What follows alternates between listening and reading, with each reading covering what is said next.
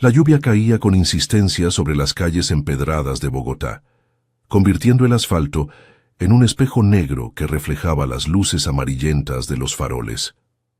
Era una de esas noches de octubre en las que el aire se sentía pesado, cargado de humedad y de un frío que se colaba hasta los huesos. Yo, Ana María, caminaba apresurada por la avenida Jiménez, con el paraguas luchando contra el viento que lo volteaba una y otra vez. Tenía 35 años, un trabajo como contadora en una pequeña firma del centro y una vida que, desde fuera, parecía ordenada. Pero dentro de mí, todo era un nudo de dudas y miedos que no podía desatar. Llegué a casa pasadas las 7, empapada a pesar de mis esfuerzos. El apartamento en el barrio de La Candelaria era nuestro refugio desde hacía 8 años, un lugar con paredes de ladrillo visto y balcones que daban a patios internos llenos de bugambillas. Carlos, mi esposo, ya estaba allí. Lo encontré en la cocina, preparando la cena con esa eficiencia meticulosa que siempre me había atraído. Era ingeniero civil, alto, con el cabello oscuro salpicado de canas prematuras y una sonrisa que, en los buenos tiempos, iluminaba todo. Pero últimamente, esa sonrisa parecía forzada, como si ocultara algo que no quería que yo viera. «Llegaste tarde otra vez», dijo él, sin levantar la vista del sartén donde freía unas arepas. Su voz era calmada, casi paternal, pero había un filo debajo, un reproche sutil que me hacía sentir culpable sin razón. «Lo siento, amor. El tráfico con esta lluvia es un caos», respondí, quitándome el abrigo y colgándolo en el perchero. Me acerqué y lo besé en la mejilla, oliendo el aroma familiar de su colonia mezclada con el de la comida. Intenté que el beso fuera genuino, pero mi mente ya estaba en otra parte, en las pastillas. Todo había empezado 6 meses atrás.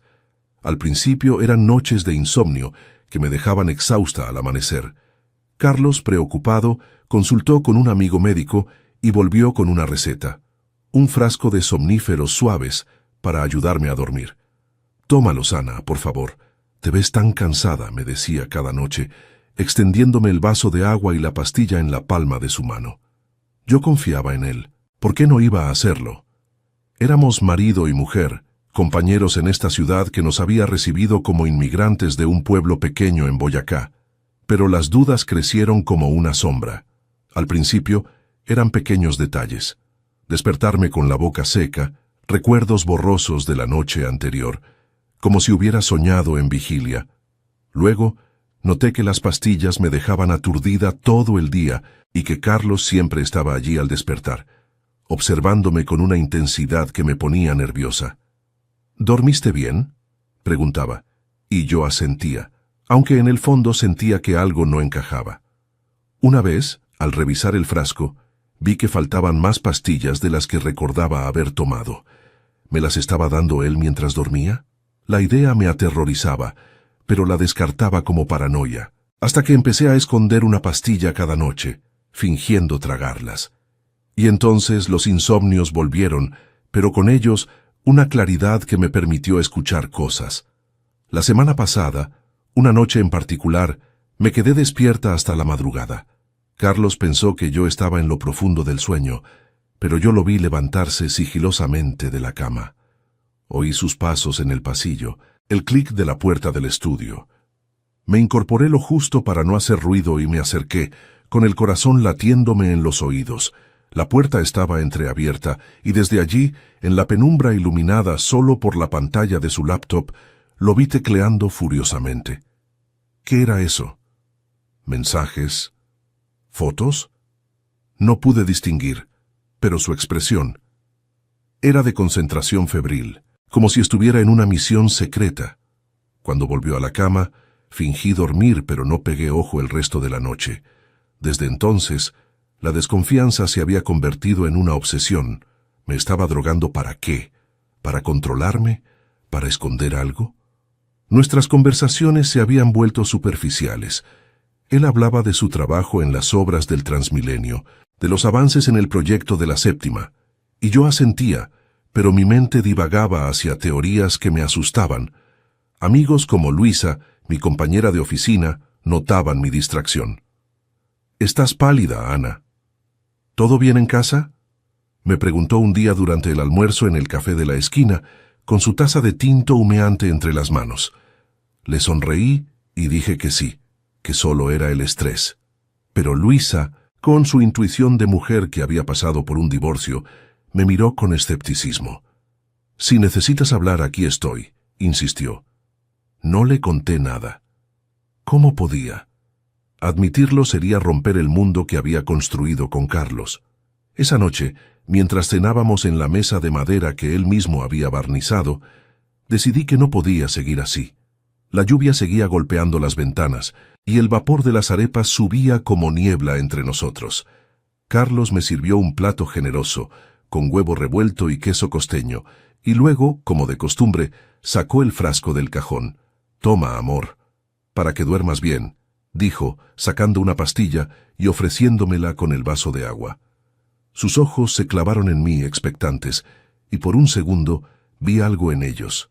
¿Culpa? ¿Impaciencia? Asentí, tomé la pastilla en la mano. Era pequeña, blanca, inofensiva a simple vista, pero esta vez no la tragué. La escondí bajo la lengua, sorbiendo el agua con un gesto exagerado. «Gracias, Carlos. Eres lo mejor», murmuré, forzando una sonrisa. Él pareció aliviado, y seguimos comiendo en silencio, roto solo por el tamborileo de la lluvia. Cuando nos metimos en la cama, el colchón crujió bajo nuestro peso. Él se giró hacia mí, besándome la frente. «Buenas noches, mi vida». Cerró los ojos y su respiración se volvió regular pronto. Yo esperé, contando los minutos en la oscuridad. El reloj de la mesita marcaba las 10:30. A las 11 oí el primer movimiento. Él se incorporó con cuidado como si temiera despertarme. Mi pulso se aceleró. ¿Qué haría esta vez? Fingí un ronquido suave y él se detuvo escuchando. Satisfecho salió de la habitación. Me quedé quieta unos segundos más. Luego me levanté sin hacer ruido, con los pies descalzos sobre el piso frío de cerámica. El pasillo estaba oscuro, pero la luz del estudio se filtraba por debajo de la puerta. Me acerqué de puntillas, el corazón martillándome contra las costillas. Empujé la puerta lo justo para espiar, conteniendo la respiración. Lo que vi entonces me dejó helada. Carlos no estaba solo en la habitación. Sentado frente a la laptop, hablaba en voz baja por el micrófono con una expresión que no reconocía. Y al otro lado de la pantalla en la videollamada estaba ella, una mujer joven rubia, riendo con complicidad. «Cariño, ¿ya está dormida tu esposa?», preguntó ella en un acento que sonaba bogotano, pero con un matiz coqueto que me revolvió el estómago. Carlos asintió, sonriendo de esa forma que una vez fue solo mía. «Sí, como siempre. Mañana nos vemos en el hotel, ¿ok?». El mundo se me vino encima. No era solo infidelidad, era peor, porque si me drogaba todas las noches, ¿cuántas veces había hecho esto? ¿Cuántas mentiras había tejido mientras yo dormía? Lágrimas calientes rodaron por mis mejillas, pero no hice ruido. Me retiré a la cama, fingiendo dormir cuando él volvió. Esa noche, el insomnio fue mi aliado, pero el dolor, mi nuevo compañero. Mañana pensaría en qué hacer. Por ahora, solo podía esperar a que amaneciera. El sol de la mañana se filtraba a través de las persianas entreabiertas, tiñendo la habitación de un dorado pálido que contrastaba con la negrura de mis pensamientos. Me desperté con los ojos hinchados, el cuerpo pesado como si hubiera cargado el mundo entero sobre los hombros durante la noche. Carlos ya no estaba en la cama. Oí el sonido del agua corriendo en el baño, seguido de su rutina habitual, el roce de la maquinilla de afeitar, el chapoteo del enjuague. Todo tan normal, tan cotidiano, que por un momento dudé de lo que había visto. Había sido un sueño. No, el dolor en el pecho era real, punzante, como una herida fresca que no cesaba de sangrar. Me levanté despacio, con las piernas temblorosas, y me miré en el espejo del armario. Mi reflejo me devolvió una mujer demacrada, ojeras profundas, el cabello revuelto enmarcando un rostro que parecía envejecido de golpe. 35 años, y de repente me sentía como si llevara 50 a cuestas. Me vestí con lo primero que encontré, una blusa blanca arrugada y jeans que me quedaban holgados, y salí de la habitación sin hacer ruido.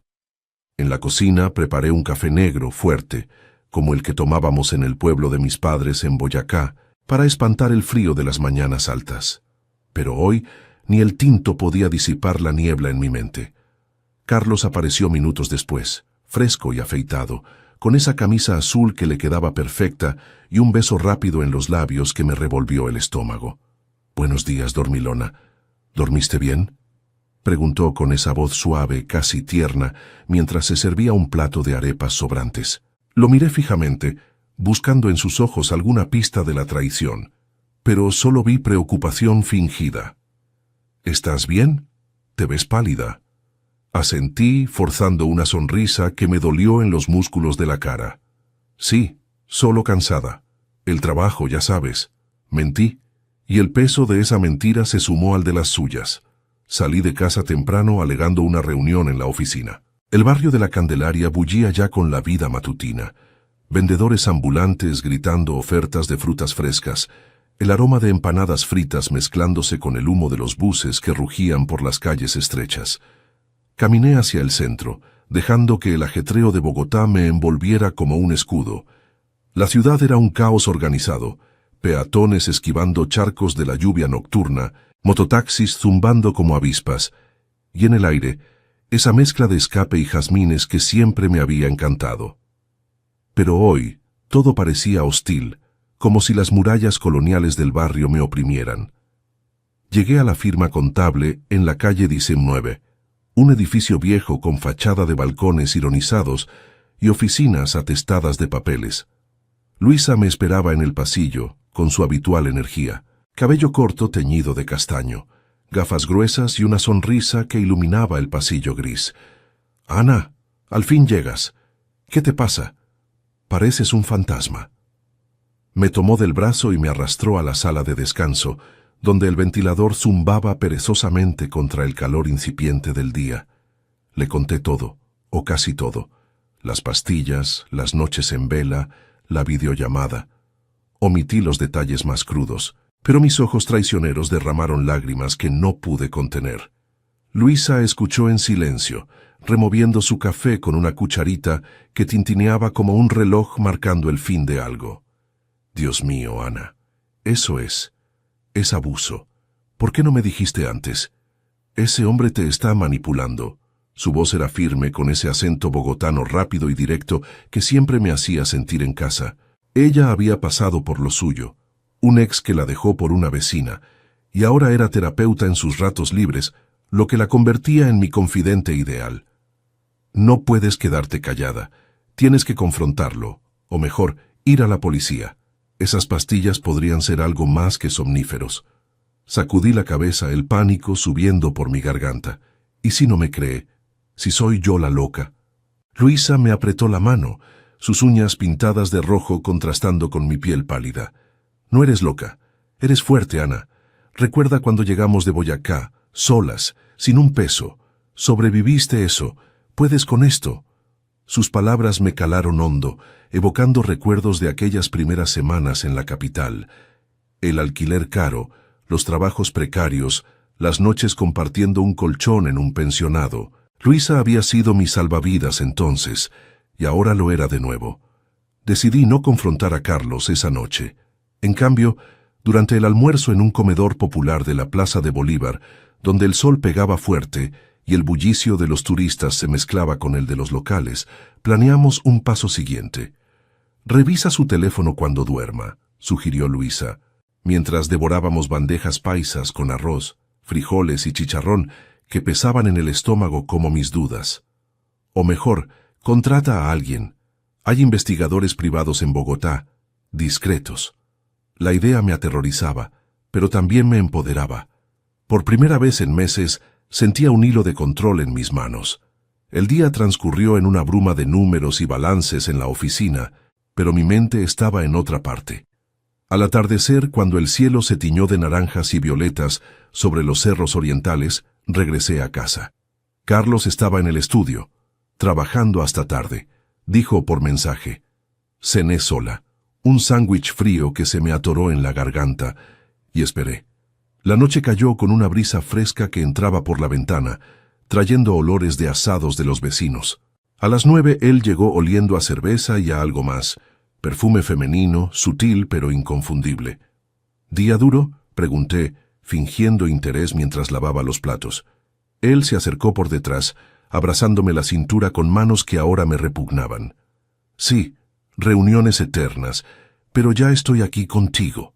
Su beso en el cuello fue mecánico, y yo me aparté con una excusa de dolor de cabeza. En la cama el ritual se repitió. La pastilla ofrecida, el agua sorbida. La escondí de nuevo y cuando su respiración se hizo profunda, me levanté. Esta vez no fui al estudio. Recordando las palabras de Luisa, busqué su teléfono en la chaqueta colgada en la silla. El corazón me latía desbocado, las manos sudadas deslizándose sobre la pantalla. La contraseña era nuestro aniversario, 15 de marzo. Entré. Mensajes, decenas de ellos. Te extraño, mi amor, de un número sin nombre. Fotos. Ella, la rubia de la videollamada, en un hotel de la zona T, con Carlos sonriendo a su lado. Y peor, conversaciones sobre mantenerla callada. Las pastillas funcionan, no sospecha nada. Lágrimas nublaron mi visión, pero seguí scrolleando. Dinero transferido a una cuenta en su nombre. Chantaje. O solo infidelidad calculada. De repente oí un ruido, pasos en el pasillo. Apagué la pantalla y me metí bajo las sábanas justo a tiempo. Carlos entró, miró alrededor y murmuró algo para sí. «Ana, ¿estás despierta?» Fingí un gemido somnoliento y él se retiró. Pero en ese momento supe que no podía esperar más. Mañana hablaría con Luisa de nuevo y quizás, solo quizás, tomaría el teléfono y marcaría el número de la policía. El peso de la noche me aplastaba, pero por primera vez una chispa de rabia se encendía en mí. No era solo dolor, era determinación.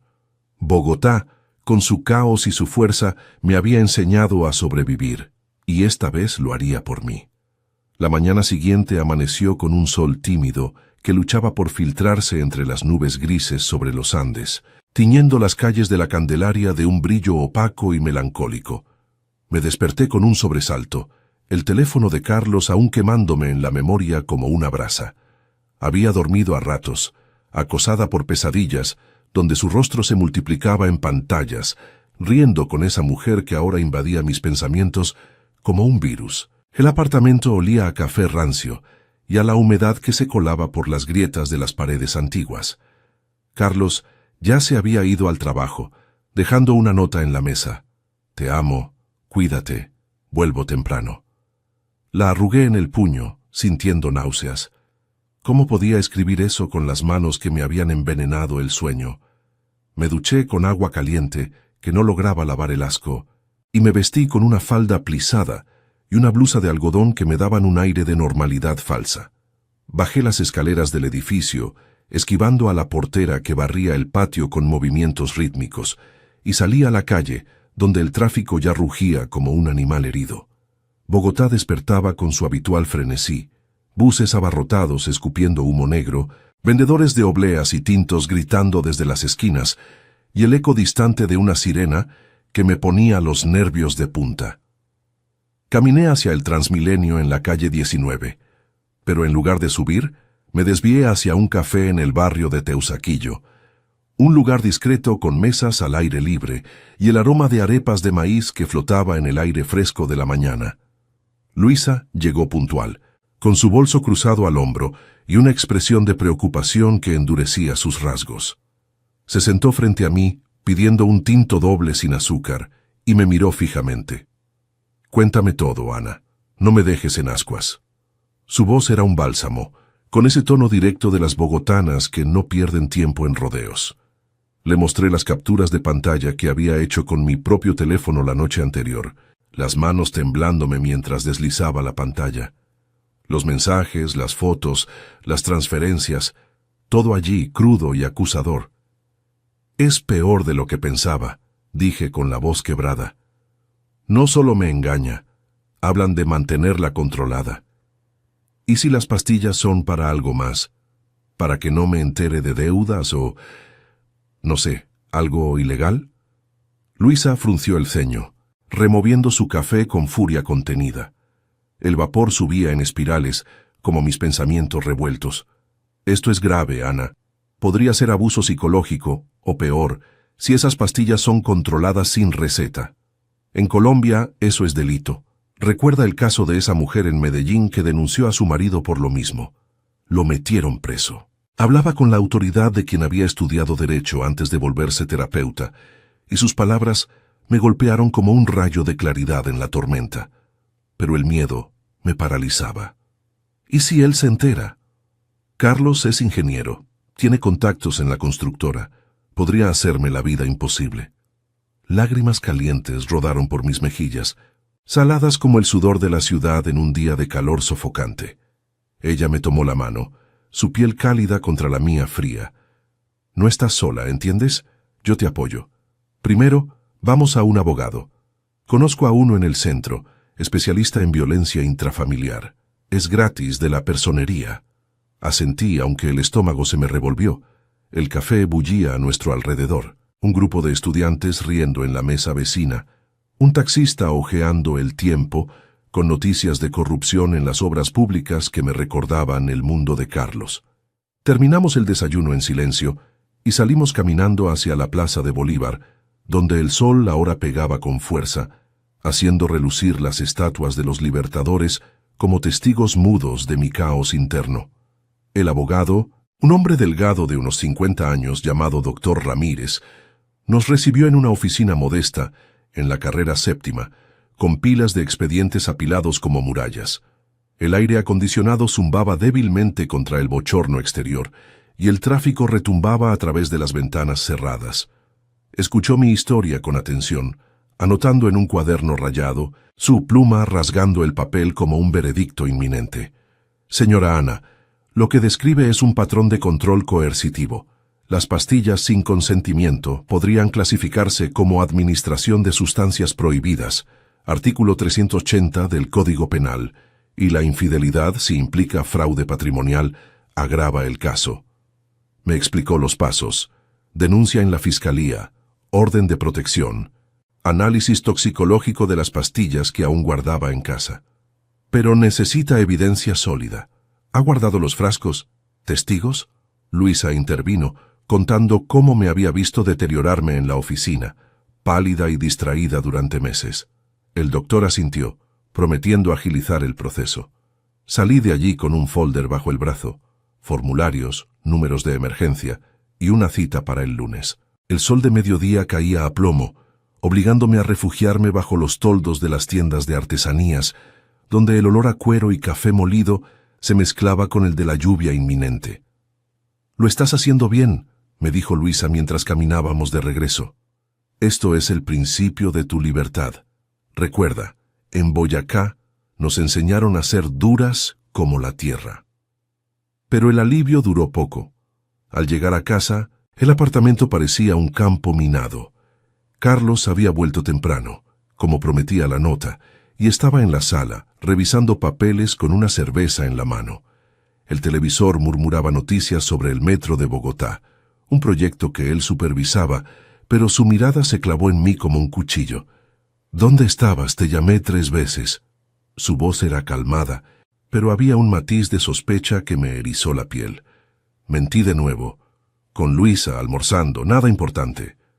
Me acerqué a la cocina para preparar algo, pero él me siguió, invadiendo mi espacio. «Estás rara últimamente, Ana. ¿Pasa algo? ¿Las pastillas no te hacen efecto?» El corazón me dio un vuelco. ¿Sabía algo? Fingí una sonrisa, sirviéndome agua con manos que temblaban. «No, todo bien. Solo el estrés». Cenamos en tensión. El silencio roto por el tintineo de los cubiertos y el rumor de un trueno lejano. La lluvia empezó a caer de nuevo, golpeando el balcón como lágrimas contenidas.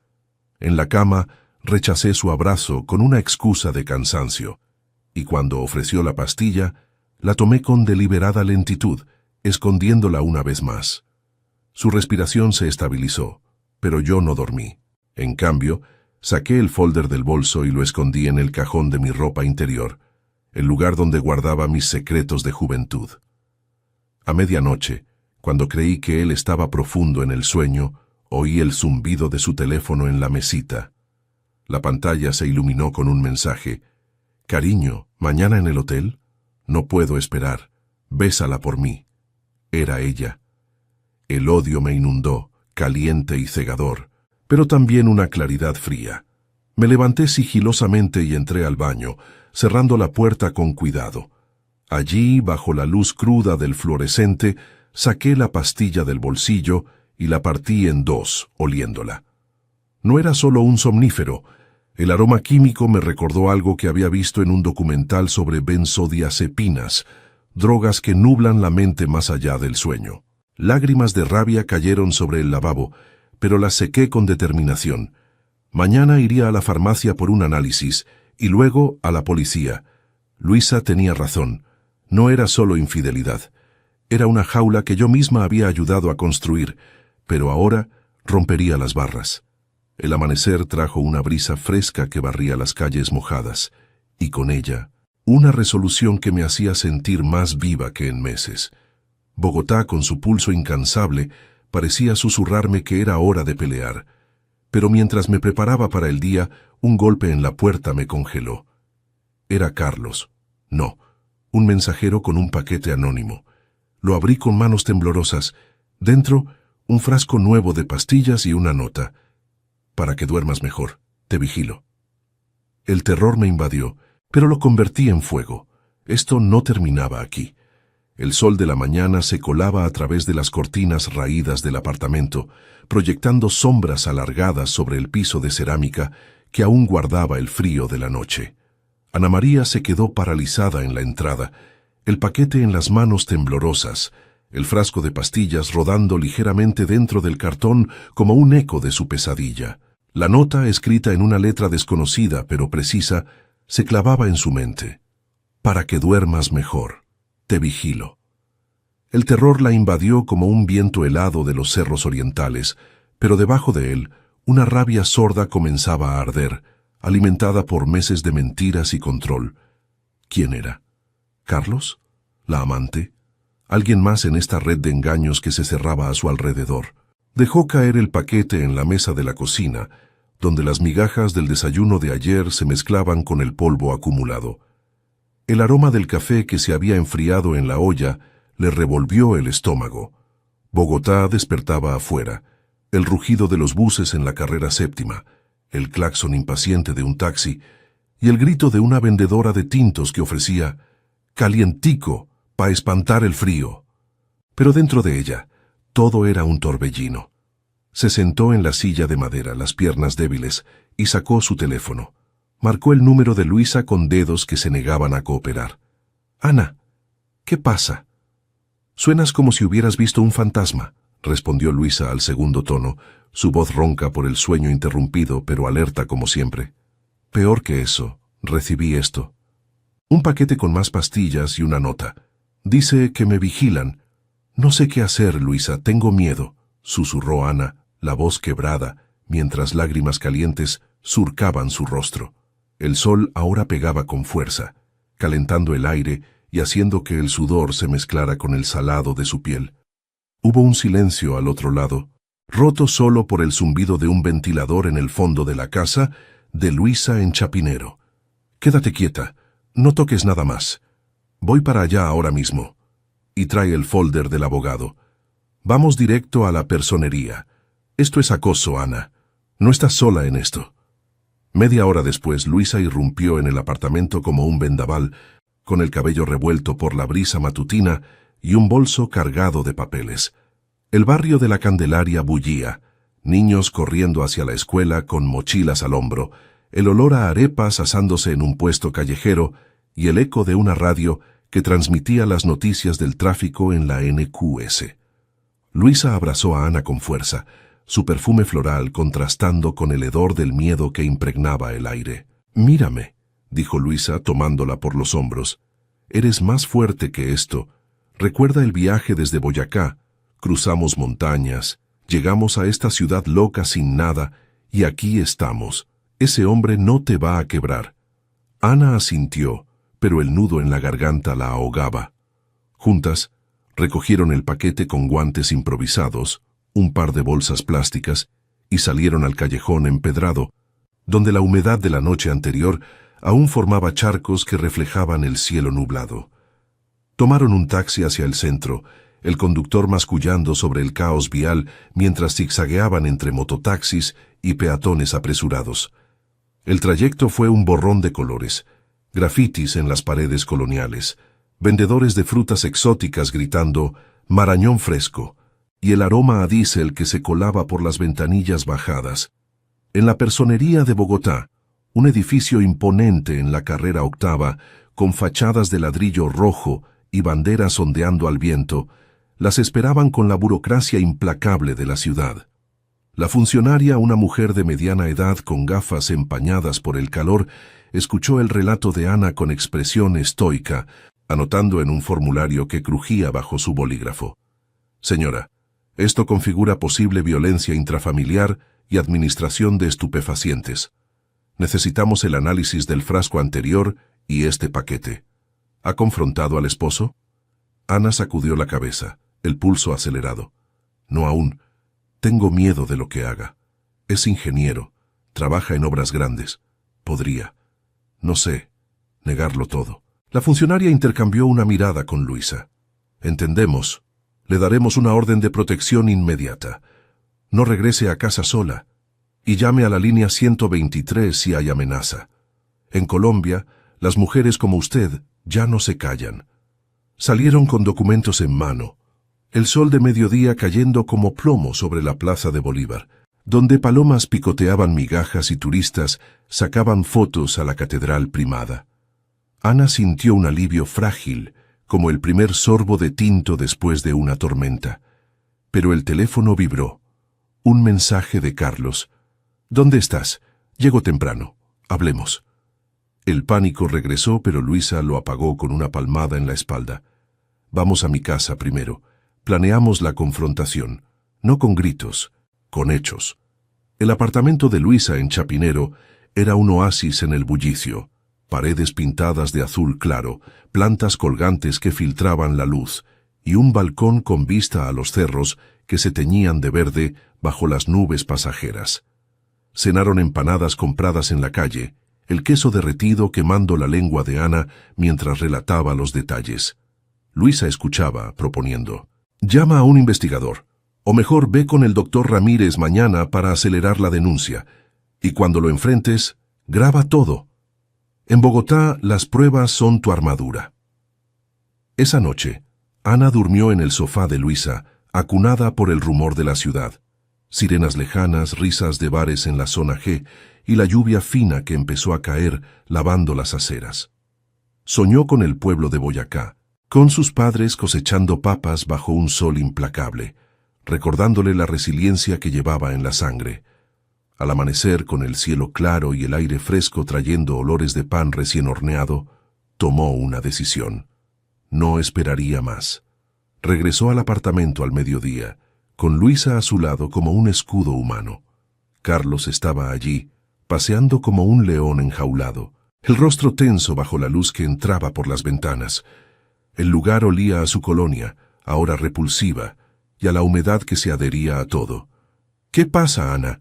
¿Por qué no contestas?», preguntó él, acercándose con los brazos abiertos, pero ella retrocedió, el folder en la mano como un arma. «Basta de mentiras, Carlos. Sé todo. Las pastillas, la mujer, los mensajes. Me drogabas para tus affairs, para controlarme. Y este paquete. ¿Fuiste tú?». Su voz temblaba, pero era firme, alimentada por la rabia que había fermentado en su interior. Él palideció, los ojos agrandándose en shock. «Estás loca. ¿De qué hablas? Esas pastillas eran para tu bien, para que durmieras». Luisa intervino grabando con el teléfono. «No mientas más, tenemos pruebas. La policía viene en camino. Es over, Carlos». El enfrentamiento fue un torbellino. Gritos ahogados, lágrimas de él pidiendo perdón, confesando la infidelidad y las deudas que ocultaba con la amante, un chantaje disfrazado de romance. Ana sintió el peso de 8 años desmoronándose, pero en lugar de quebrarse se irguió. «Me das lástima», le dijo con la voz serena por primera vez en meses, pero yo elijo mi vida ahora. La policía llegó minutos después, uniformes azules irrumpiendo en el caos del apartamento. Carlos fue detenido por administración de sustancias y acoso, esposado, mientras balbuceaba excusas. Ana firmó la declaración en la comisaría cercana, el aire cargado de humo de cigarrillos y el zumbido de radios policiales. Luisa la abrazó al salir bajo un cielo que se abría a un arcoíris post-lluvia. Semanas después, el divorcio avanzaba y Ana se mudó a un pequeño piso en Teusaquillo, con vistas al Parque Simón Bolívar, donde joggers corrían al atardecer. El trabajo en la firma la absorbía, y con Luisa empezó terapia, desentrañando las sombras de su confianza rota. Bogotá, con su pulso incansable y sus tormentas pasajeras, le había enseñado que la supervivencia era un acto de coraje diario. Ya no era la mujer aturdida por pastillas, era Ana María, renacida en el fuego de su propia verdad. Y en las noches claras, cuando el viento traía ecos de la ciudad, sonreía, sabiendo que el mañana era suyo.